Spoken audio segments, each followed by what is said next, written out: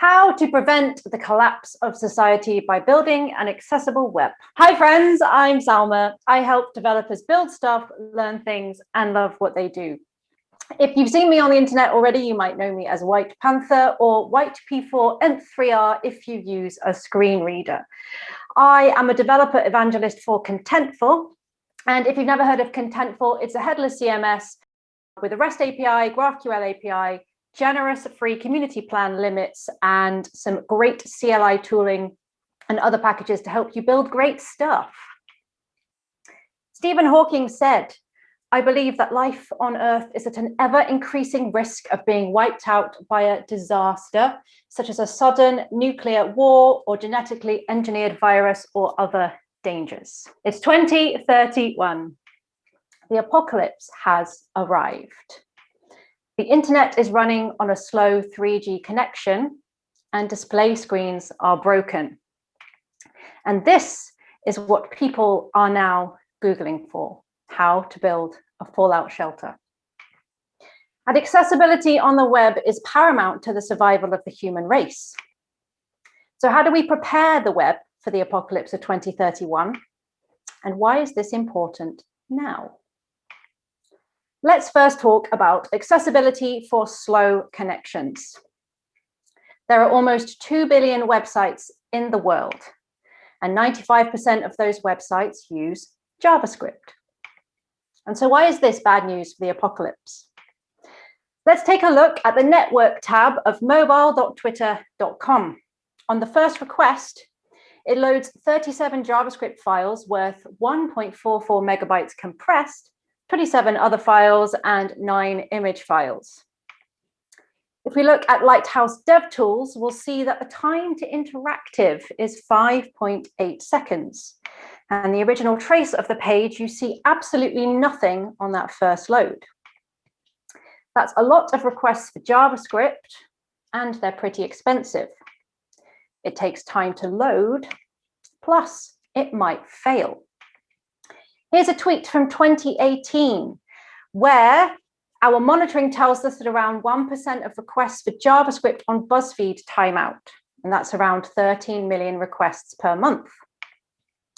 That's 156 million failed requests for JavaScript each year for BuzzFeed alone. And that's potentially that many failed JavaScript requests on the web each year, assuming that all websites that use JS have the same traffic as BuzzFeed. In the apocalypse, time to interactive is the difference between life and death. People need to know how to fight off those zombies as quickly as possible. So how can we serve critical content faster? Do we abandon JavaScript? The Jamstack has gone some way to try and solve this problem. The Jamstack is an architecture designed to make the web faster, more secure, and easier to scale. The key feature of the Jamstack is pre-rendering, where the entire front end is pre-built into highly optimized static pages and assets during a build process, and then enhanced with JavaScript. You might have heard of some of the most popular static site generators: Nuxt.js, which uses Vue, Universal, which uses Angular, and Next.js, which uses React. But does modern Jamstack really solve this problem that we saw with Twitter? Here's my website and the network tab. It's built with Next.js and hosted on Vercel. On a normal load of this site in a browser, it loads more than 30 JavaScript files on the client. The first document to load is the HTML document. But why do we need all that JavaScript when the document has already loaded and the Jamstack is telling us that our pages are pre-rendered and served statically? Let's do an experiment, and let's turn off JavaScript on my website. Here it is. You can see the blocked requests in the network tab. JavaScript is disabled, but as you can see, it still loads. It still works. Let's compare this site with JavaScript disabled and JavaScript enabled. The load time for the JavaScript disabled site is 259 milliseconds compared to 793 milliseconds. And that is on a normal, speedy connection in the UK. What if we switched that to slow 3G, which the apocalypse will be using. The load times are incredibly different. Without JavaScript, 8.67 seconds, and with JavaScript, over 25 seconds. And the sizes of these pages are phenomenally different. 300 kilobytes for no JavaScript versus 1.4 megabytes using JavaScript, and that's compressed. The uncompressed sizes are even more greater in difference. 3.6 megabytes to load the same site with JavaScript enabled. I did another experiment to test this theory. I wanted to see how low we can get the size of the page and the load time of the page without JavaScript. So the first thing is I recreated my blog article list, fetching data at build time, statically generated on Next.js, 105 kilobytes loaded in just under 5 seconds. I created the same page, but loaded all the data on the client without JavaScript. We obviously get no content because there's no JavaScript to load it. And it's only slightly less than 92.7 kilobytes loads in just about 5 seconds again. So what if we could turn this into a static HTML page, no framework, HTML and CSS, no JavaScript, 100 kilobytes, 4.71 seconds. And what's very interesting is that the statically generated Next.js version is actually very, very comparable to my static HTML page. Although my static HTML page does kind of win. So these Jamstack frameworks are pretty good. And so in terms of accessibility for slow connections, you can remove as much JavaScript as possible, harness these Jamstack frameworks, but always use your judgment. I was still able to get the load time and the page weight down. So what I recommend for accessibility for slow connections, websites must work without JavaScript in the apocalypse. Decrease your load time, decrease your page weight, because there is no progressive enhancement in the apocalypse. There's just simply no time. Accessibility for broken screens. In the apocalypse, screens are broken. Everything is a wasteland. You don't see fancy website designs and animations anymore. There are almost 2 billion websites in the world, and 96% of those websites use CSS. And why is this bad news for the apocalypse? Developers.google.com tells us that by default, CSS is treated as a render blocking resource, meaning that the browser won't render any processed content until the CSS object model is constructed. This page recommends that we keep our CSS lean, deliver it as quickly as possible, and use media types and queries to unblock rendering. I say, in the apocalypse, let's not do that, because in the apocalypse, time to interactive is the difference between life and death. How can we serve critical content faster? Do we also abandon CSS? You might have noticed I like tattoos. There's a big saying in the tattoo industry, go big or go home. In this case, I say go small or go die. So let's take that static HTML page and make it as small as possible. Let's remove all CSS and class names. Every byte counts. Let's remove useless font imports. We can't see them on broken screens. Let's remove SVGs. We don't need those bytes. Let's turn these links into just really simple links that don't even need any ARIA labels or anything like that. And a little trick I found as well. I'm going to replace the favicon with a sneaky 0 kilobyte favicon. You might notice that in the network tab, if you don't have a favicon on your site, the browser will throw a 404. I found a little way to make a base 64 encoded string masquerade as a favicon. It's 0 kilobytes. We just put that string into our head and there we go. So here's what my page looks like now. It actually looks pretty well laid out. We've got links, we've got sections, we've got lists, and it actually looks very much like this very iconic website. It's lightweight, it's responsive, and it just works. So how does my no CSS page compare to my HTML? with CSS. So here we go. 100 kilobytes versus 4.6 kilobytes. And on slow 3G, 4.7 seconds versus 2.1. And if we look at the Lighthouse performance on web dev measure, everything is 100%. That's going to rank really well in Google search results, and we're going to get to that later. So in 2021, WebAIM surveyed 1 million homepages for accessibility. And across those 1 million homepages, over 51 million distinct errors were detected. That's an average of 51.4 errors per page. So what's going wrong? This seems pretty broken. Here's a breakdown of the most common failures from this report. And let's look at these one by one and see what's going on. Low contrast text, 86.4% of home pages. And what's that caused by? CSS. And we already know we're going to abandon that, but let's have a look. I looked at some of the top 50 websites in the world to try and find these errors, and they were present on quite a few of them. We've got youtube.com, and this violation appears in the little copyright disclaimer on the sidebar. Now, you may think this doesn't matter, really, but let's have a look. We've got the HTML here, and the color contrast error is caused by this CSS rule. The background and the foreground colors do not offer an accessible solution.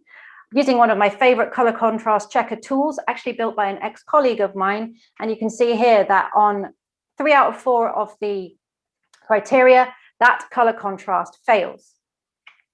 If we remove CSS, we don't even need to think about this. Next, missing alternative text for images on 60.6% of home pages. Now, what's this caused by? Directly in the HTML. Now, you're going to see a running theme as I look through all of these failures, and we're going to start going with AliExpress. Now, on AliExpress, there is a rotating carousel on their homepage full of lots and lots of images and links. If we look at the accessibility tree in Chromium DevTools, you'll see that it's just div, div, div, div, div, div, div, div, link, image, and you get no supporting information in that accessibility tree. Here's the HTML. Div, div, a link with no information, and an image with no alternative text. And what's very, very interesting is that our AliExpress has chosen to hide the whole carousel for screen readers. Maybe with the assumption that if it's hidden, it doesn't matter. And I don't agree with that. AccessibilityDeveloperGuide.com says whenever you think about hiding something from any audience, better ask yourself whether this is really a good solution. Most of the time, it's better to create a solution that works the same way for everybody, and which does not need any shaky ARIA. Let's look at the fix for this violation on AliExpress. Add an alt tag. This is a great image description, and we'll get to this later, but if you want to avoid cumulative layout shift, add a height and width on the image as well. Missing form input labels on 54.4% of home pages. Again, caused by incorrect HTML. I spent a long time trying to find an example of this, and what's interesting is that if a placeholder is present in the input field, screen readers and accessibility trees kind of get around that and give you some information. However, I did put a call out on Twitter to ask if anybody had any examples of HTML forms without labels and placeholders. Wonderful member of the community, Alex, said he had a gimmicky one on his 404 page to do redirects. And this was like gold dust to me. This was an absolutely abysmal experience for screen readers. And let's look at what's happening. It looks pretty cool. There's some ASCII art. The instructions are to press enter to continue, which redirects you to Alex's homepage. Here we go. Here is what the HTML looks like. We have a form, we have an input field, we have no labels, we have no placeholders, and in the accessibility tree, we have no information. And furthermore, when you focus on this element with voiceover on Mac, it reads out to you, edit text blank main. It's not really what you're expecting when you land on a 404. So my question is, does this page really need a form? Is this HTML giving meaning to what needs to be done on that page? Furthermore, a fun little Easter egg, if you focus on the ASCII art in its current state with voiceover, it reads this out to you. Underscore, new line, forward, slash, space, underscore, space, backslash, space, underscore, underscore, underscore, underscore, etc. And there is a good fix for that, where you can use ARIA labels and roles to allow the screen reader to know what that is. You add role equals image and an ARIA label, and you focus on that now with a screen reader, you get more contextual information about what's on the page. It's a pretty fancy page for a 404. I think I'd prefer my 404s to be functional, especially when we're in an apocalypse. For a moment, let's talk about placeholders. As I mentioned earlier, placeholders actually are not labels. w3schools.com says the placeholder attribute specifies a short hint that describes the expected value of an input field, e.g. a sample value or a short description of the expected format. Let's go back to AliExpress. When you refresh the page on AliExpress, you get a new contextual placeholder.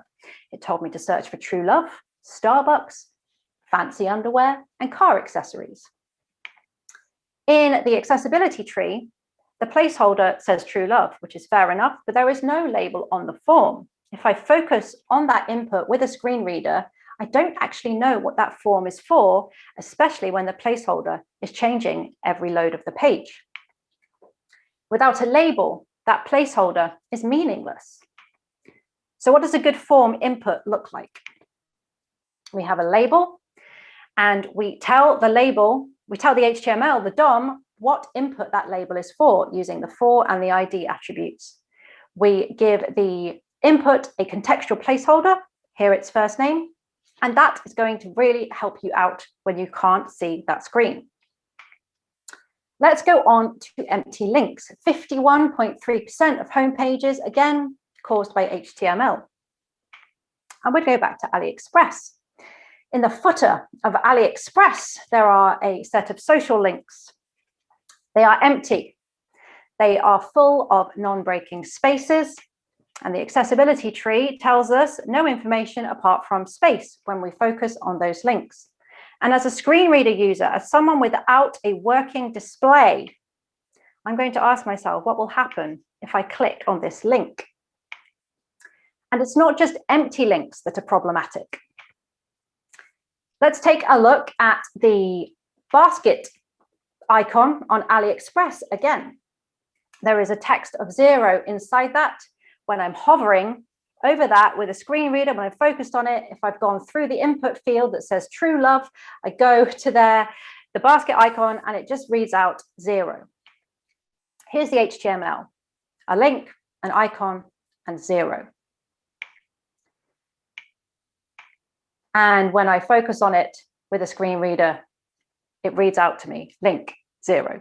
I don't know where that link's going. I'm not going to want to click on it. I'm going to be asking myself again, what even is this? Let's look at the fix. Add an ARIA label onto the link. Make it descriptive. How about you have 0 items in your basket? Go to basket. Tell the user what they're going to do if they click on that link. Missing document language attribute, 28.9% of home pages, again, caused by the very opening tag of your HTML.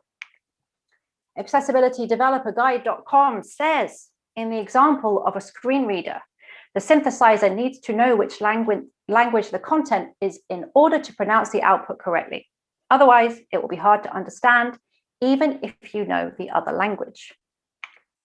We go back to AliExpress, and here you can see Axe DevTools, great free Chromium extension to test accessibility. There is no language attribute on the HTML. And you can see here, AliExpress have prioritized merging the Facebook and Open Graph schema into their HTML before they've thought about language. The fix, very simple. Lang equals whatever your language is on the HTML.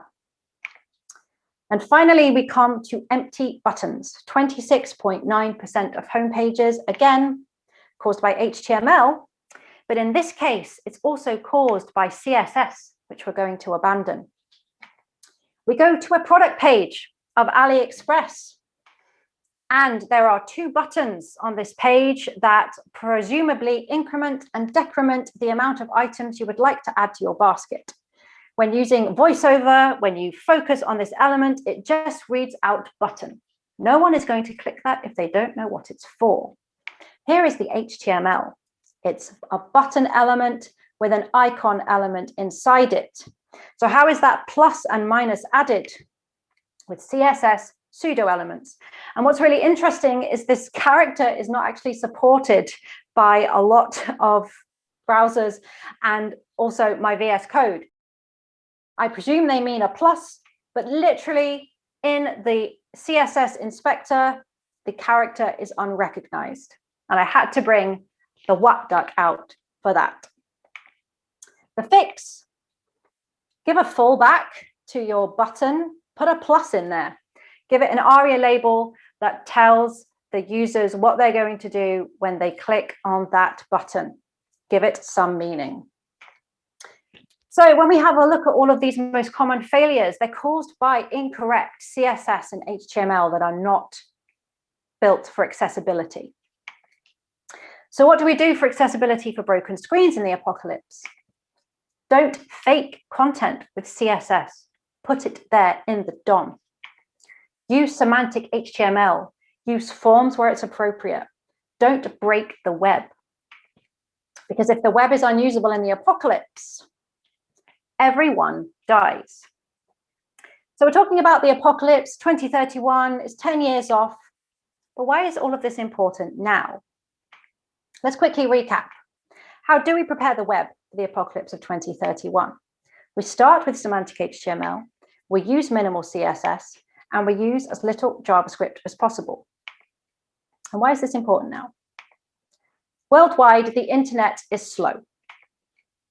WorldPopulationReview.com did a survey, internet speeds by country in 2021, and the average speed in the world is 55.13 megabits per second. If we look at the code from Chromium DevTools, the slow 3G simulated connection is 51.2 megabits per second. And these are pretty much the same.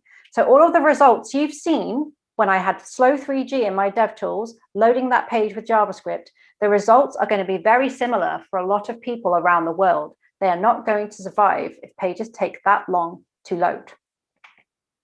Furthermore, globally, at least 2.2 billion people have a near or distance vision impairment. I'm one of them. I have really bad eyes. I can't see. Those of you who have seen me live streaming know that I miss placeholders all the time when they are really low contrast. And also, not all users of screen readers have vision impairments. Here's a survey by WebAIM, it's 2017, and it shows here that not everyone is blind who's answered this survey. Some people have cognitive disabilities, some people are deaf, some people have motor disabilities. So it's not just blind people who use these. There are a lot more people you're affecting if you don't build accessible websites. And lastly, as of this month, Google now uses Core Web Vitals as a ranking factor in search results. So what are the Core Web Vitals? We've got the largest contentful paint, which means how quickly does the page render? We've got the first input delay. How quickly does the page respond to user input? And we've got cumulative layout shift. How stable is the page layout? So in order to make the most out of search rankings and Google Core Web Vitals, what do we need to do? We need to get our content to our users as fast as possible. We need to make our web applications usable as soon as possible. And we need to make our web applications as stable as possible, or we risk being forgotten in the apocalypse. Billions of people use the internet on a slow connection, and millions of people use the internet via a screen reader. People won't find your website if it's not performant or accessible. The apocalypse of 2031 might not happen, but if it does, hopefully with this information, we'll be prepared. My name is Salma, or White Panther. I encourage developers to build stuff, learn things, and love what you do. You can find me on all of these social platforms as White Panther. And thank you very much. I've had a lovely time.